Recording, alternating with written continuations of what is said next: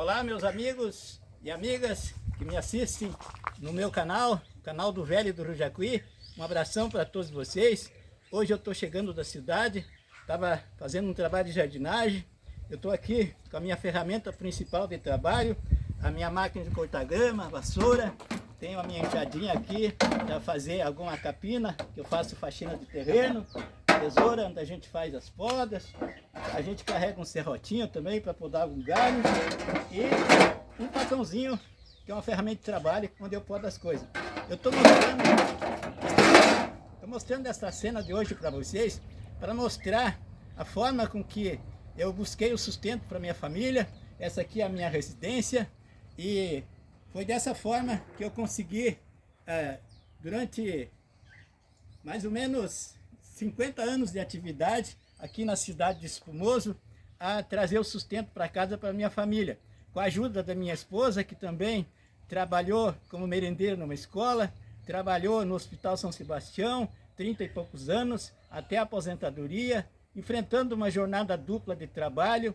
Quando tinha folga no trabalho, tinha o trabalho sobrecarregado em casa, mas foi dessa forma que nós dois conseguimos chegar a bom termo com a nossa família. Nós tivemos 2 filhos, temos agora 3 netos, 2 guris e uma menininha. E eu quero convidar todos vocês, seguidores do canal, para que, se gostarem desse vídeo que eu vou apresentar hoje, que se inscrevam no canal, que façam os seus comentários, deixem o seu joinha e que compartilhem nos seus grupos de WhatsApp, e eu ficarei muito agradecido. Hoje é dia 9 de agosto de 2025, amanhã, dia 10, segundo domingo de agosto, dia dos pais. Então eu preferi fazer um vídeo hoje para homenagear os papais. Eu também sou pai 2 vezes, porque já sou pai e avô, e eu sei que muita gente que me acompanha no canal, a maioria também é papai. Então amanhã é o nosso dia. Eu espero que todos estejam com saúde, estejam reunidos com a sua família e possam viver momentos felizes, fazer um bom almoço, lembrar das coisas boas que aconteceram na vida de vocês. E eu convido agora todos vocês, de uma forma como fazem as crianças, fazendo de conta, porque eu fiz de conta que cheguei do trabalho, mas eu estava em casa, apenas quis mostrar a forma com que eu busquei o sustento para minha família. Então eu quero convidar vocês a entrarem na minha casa para conhecer um pouquinho mais da minha história. Todos nós temos uma história para contar. A minha história, eu não acho que seja diferente da história da maioria das famílias.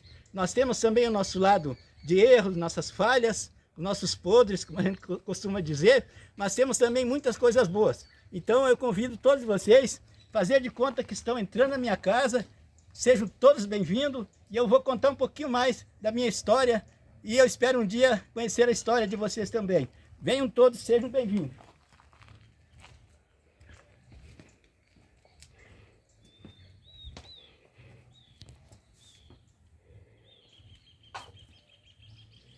Aqui, nós estamos na sala da minha casa.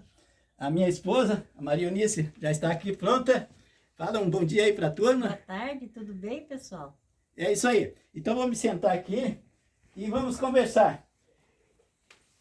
Aqui nesse cantinho é o lugar em que a gente olha sobre esta mesa e a gente tem aqui retratado muitas coisas boas que aconteceram na nossa família. Então eu vou pedir para minha esposa ir me alcançando essas fotografias que tem aqui. São fotos dos meus filhos, das suas formaturas, das minhas noras também que se formaram, dos meus netinhos. E aí a gente vai contando um pouco do que aconteceu de forma sintetizada, porque a intenção da gente não é exibicionismo, não é achar que a gente serve de modelo e inspiração para muita gente. Apenas a gente quer contar como é que é a trajetória de um pai, porque ser pai não é apenas ser pai biológico, é um pai que todos os dias se doa, se dedica para a família e que traz o sustento para casa e que compartilha com a esposa essa tarefa, porque não tem um bom homem, um grande personagem, se não tem ao lado dele uma esposa. Porque cumprir a missão de pai é preciso ser compartilhada com a mãe também. Aliás, eu acho que ela fica sempre com a parte mais difícil, né?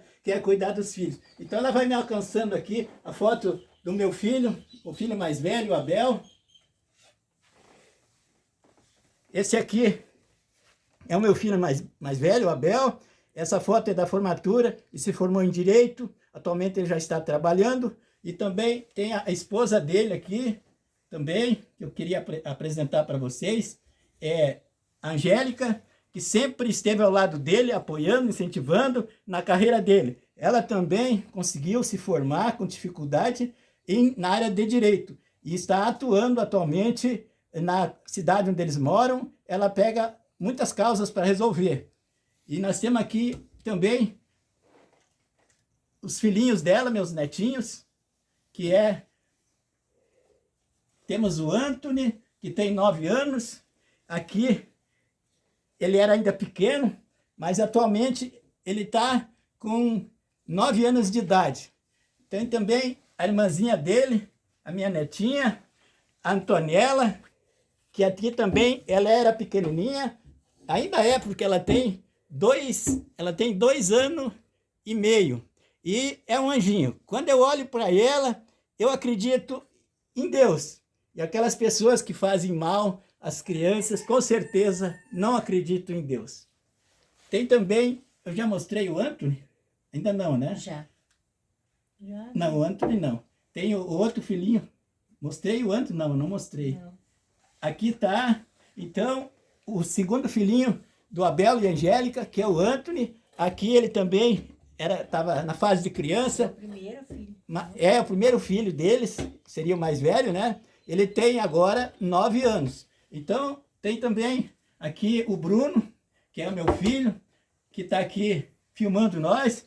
Aqui, o Bruno também conseguiu fazer faculdade de Direito. Essa é a foto da formatura dele. E tem também a esposa dele, que está aqui também numa foto. Vamos ver aqui a Lidiane. Ela também se formou em Direito. O Bruno, que se formou em Direito, e a Lidiane, eles não exercem a profissão na área de Direito, trabalham em outra atividade. Ela trabalha no registro de imóveis, atualmente, e o Bruno trabalha no escritório contábil. Tem também uma foto do Davi. O Davi é o filhinho deles. Aqui o Davi estava com 8 meses, é o netinho que já tem aparecido em vários vídeos meus. Hoje ele está com 10 anos, fez essa semana 10 aninhos de idade, e ele é um garoto que também, assim como o Anthony, com a Antonella, são a alegria da nossa vida. Ali também tem uma foto minha, ali olhando para a mesa, sorrindo, foi uma senhora, uma artista plástica aqui da cidade, a dona Jussara de Bortoli, a qual eu agradeço e destaco aí a capacidade profissional técnica dela, uma grande pintora de quadros, uma artista plástica reconhecida nas suas obras. Ela fez esse quadro do meu rosto e me presenteou. Agora, eu queria bater um papo com vocês, conversar um pouquinho, dizer para vocês que quando a gente olha para esta mesa, para esse canto, eu e minha esposa, nos sentimos compensados por todo o nosso trabalho, nosso esforço. Eu procurei sempre imprimir no meu trabalho a qualidade da honestidade, do trabalho bem feito, do preço justo. Sempre tratei todo mundo com igualdade. Gozei de uma confiança muito grande nas casas que eu trabalhava. Os patrões, eu me lembro que diziam: olha, eu vou sair, mas o senhor fica fazendo o serviço, eu vou deixar o controle do portão de saída, a chave da casa, se o senhor precisar ir no banheiro, tomar uma água, o senhor pode ir. Se eu não voltar, o senhor já terminou, o senhor fecha, guarda a chave, e eu vou lá na sua casa lhe pagar. Muitas vezes eu fiz isso. Então, eu me sinto muito realizado nessa profissão de jardineiro. Foi a única profissão que sobrou para mim, mas graças a Deus, através dela, eu tive grandes alegrias, grandes realizações. E a minha esposa também fala também que enfrentou um trabalho pesado, árduo no hospital, porque é um lugar de doação, um lugar de sacrifício, mas que tem muitas alegrias, muitas amizades. E lá a gente sabe que a carga é puxada, é um estresse emocional, psicológico, porque vive momentos felizes, mas momentos muito tristes, porque tem pessoas que às vezes não são bem-sucedidas na sua cura. Eu queria dizer para vocês também que os meus 2 filhos, o Abel e o Bruno, eles sempre trabalharam desde criança e se pagaram o seu estudo, estudando e trabalhando. O Abel começou a trabalhar com 14 anos no moinho, depois saiu dali, foi trabalhar numa padaria, depois trabalhou na Cotriel, aqui de Espumoso, e ele sempre trabalhou e estudou. Se formou em Direito, ele advogou por 3 anos, passou num concurso de assessor jurídico de prefeitura em Birapuitã, trabalhou e depois resolveu dar continuidade na sua carreira, chegar a juiz de direito. Então ele estudou bastante, mas sempre assim em cima dos livros. E ele fez então a inscrição num concurso público para juiz aqui no estado do Rio Grande do Sul. E ele conta que tinha mais ou menos uns 10 mil inscritos, tinha juízes de outros estados que queriam vir fazer o concurso no estado do Rio Grande do Sul para serem transferidos para cá, e ele trabalhando, estudando, ele não tinha condições de contratar assim um curso preparatório, mas ele estudava direto com os livros, a esposa dele ao lado fazia as perguntas, porque ela também, motivada por ele, fez direito, então ela sempre foi uma companheira lado a lado, e ele conta que quando ele foi fazer uma prova, que começou com esse número grande de candidatos, foram sendo eliminados, chegando no final, quando tinha a prova psicológica, a prova oral, já tinham 130 e sairiam 72 candidatos que seriam aprovados. E ele conta que uma vez ele chegou num hotel, que havia uma prova para fazer, com um monte de livros, jogou em cima da cama e se enterrou no meio daqueles livros estudando, e a camareira que chegou no outro dia disse: mas o senhor é vendedor de livros? Ele disse: não, eu estou estudando para um concurso que tem aqui na cidade para juiz. E ela ficou muito admirada. E também no último teste, que é o teste psicológico, eles olharam de quem ele era filho de um jardineiro, filho de uma pessoa que trabalhou sempre em serviços gerais e que vem de uma camada muito simples, humilde. E ele olhou a trajetória dele e disse: a linha é sempre ascendente, você esteve fazendo vários concursos, sempre buscando crescer e melhorar. E ficou admirado e disse: como é que você conseguiu chegar até aqui? E disse para ele: olha, você vai conseguir. Deu um voto assim de incentivo para ele. E realmente logrou êxito. Ele ficou, então, passou nas 2 provas últimas e foi tornado juiz de direito. E eu e a minha esposa fomos na formatura deles. E outra coisa que me chamou a atenção foi que aqueles 72 que estavam ali, tinha bastante senhoras, bastante gurias, jovens se formando, se tornando juiz. E eu vi no semblante deles como se fosse assim um grupo de combatentes, de soldados que tinham ido para uma grande batalha e tinham voltado com a sensação de vitória, mas porém com um cansaço emocional, um cansaço psicológico, porque a prova de juiz é bastante seletiva, bastante séria, bastante difícil de conseguir. É quase um concurso elitizado. Tem um fato na vida do Abel que eu também gostaria de contar, é que quando ele era criança, eu comprei um terreno e pensei: quando ele crescer, estiver estudando, meus filhos, eu vou lançar mão dele para pagar o estudo. Mas eles sempre trabalharam, estudaram e se pagaram. Muito pouco precisou de nós ajudar, porque a gente era de família pobre e ele reconhecia isso. Mas chegou um dia que tinha que pagar o semestre, porque ele tinha meia bolsa e meia bolsa era pago. E só engatava para o segundo semestre se pagasse. E a gente não tinha o dinheiro e ele também estava precisando de uma ajudinha. Aí eu coloquei o terreno à venda, mas não tinha jeito de vender. Vinha gente que oferecia um carro, oferecia outras coisas, e eu disse: não, eu vendo mais barato, mas preciso do dinheiro. E eu estava sentado aqui na frente da casa e olhei para o céu, vendo ele chegar as peças do serviço, tomar o banho, comer um lanchinho, pegar o material da faculdade e ir ligeiro para pegar o ônibus para ir a Passo Fundo estudar. Então eu olhei para o céu e fiz uma oração: que Deus me ajudasse a vender esse terreno, arrumar o dinheiro, que segunda-feira ele poder pagar, porque ele já estava quase na reta final da formatura de Direito. E eu estava bastante assim, angustiado, preocupado, e eu senti na hora que Deus me respondeu, porque eu senti uma resposta interiormente assim, que me acalmou, como se eu estivesse numa tempestade e de repente tudo se acalmasse e surgisse um sol. Aí, no outro dia de manhã, escutei gente batendo palma aí na frente da casa. Fui ver, um senhor disse assim: o senhor tem um terreno para vender? Tenho. Quanto o senhor quer? Tantos? Ele: o senhor aceita uma entrada e um cheque pré-datado, mas eu dou garantia. Eu digo: aceito. Fizemos um negócio e o dinheiro, naquela mesma semana, me entrou. Aí eu ajudei ele com um pouquinho, e ele com mais uma parte, e ele foi na faculdade e pagou o semestre, então deu sequência.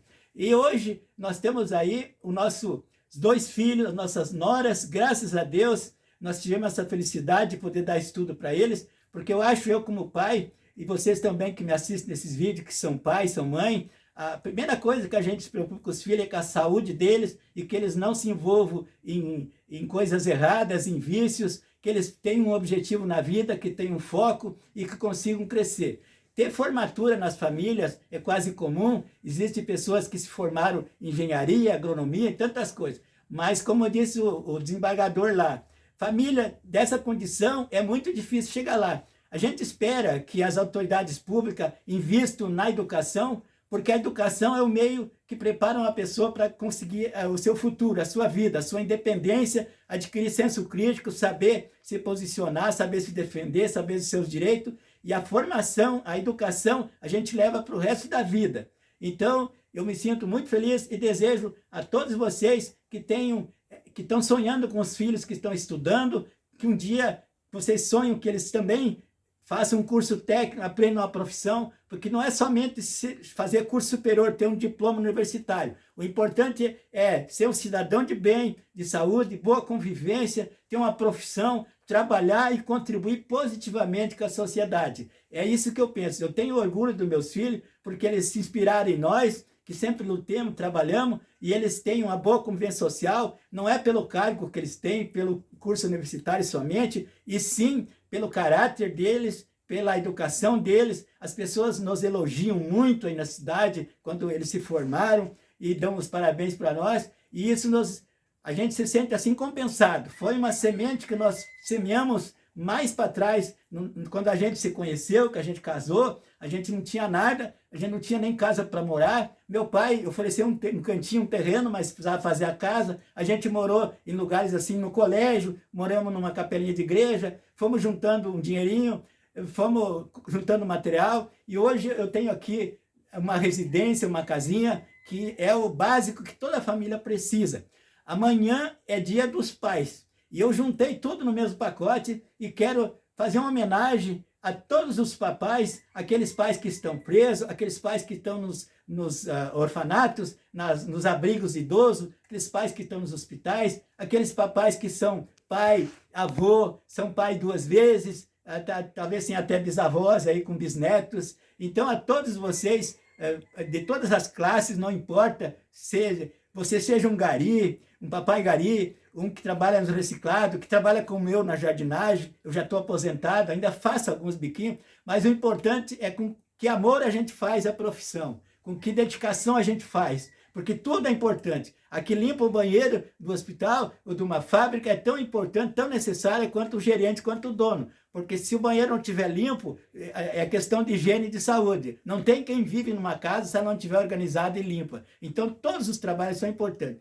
Eu quero desejar para todos os papais, então, um feliz dia, no convívio com a família, na alegria com seus filhos, com muita saúde, que Deus lhes dê para vocês discernimento, lhe dê luz, para vocês sempre tomar a decisão certa. E aqueles que não estão assumindo seus filhos, que mude de ideia, socorra seus filhos, mesmo separados, dê assistência material, assistência afetiva, que é importante, e não precisa ir para a justiça, correr atrás, é uma obrigação nossa, é um prazer. Acompanhe o crescimento dos seus filhos, nunca faça isso de maltratar o filho para se vingar da esposa porque ela se separou, porque como eu falei antes, quando eu olho para os meus netinhos, eu vejo nos olhinhos dele a prova mais clara é que Deus existe. E aqueles que fazem mal para as crianças, e hoje no mundo todo se fazem muito mal às crianças, essas pessoas não acreditam em Deus.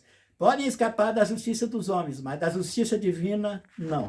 Então, um abraço e até o próximo vídeo. E mais uma vez eu reitero, inscrevam-se no meu canal, dê o seu like aí, dê o seu joinha e compartilhe com os amigos. Que o velho do Rio Jacuí, eu estou aqui hoje fazendo esse vídeo do meu estilo. Eu sou uma pessoa simples, sou afrodescendente, sou um jardineiro com muito orgulho, sou pai de família, tenho meus defeitos, minha família também tem, não é tudo flor na minha família.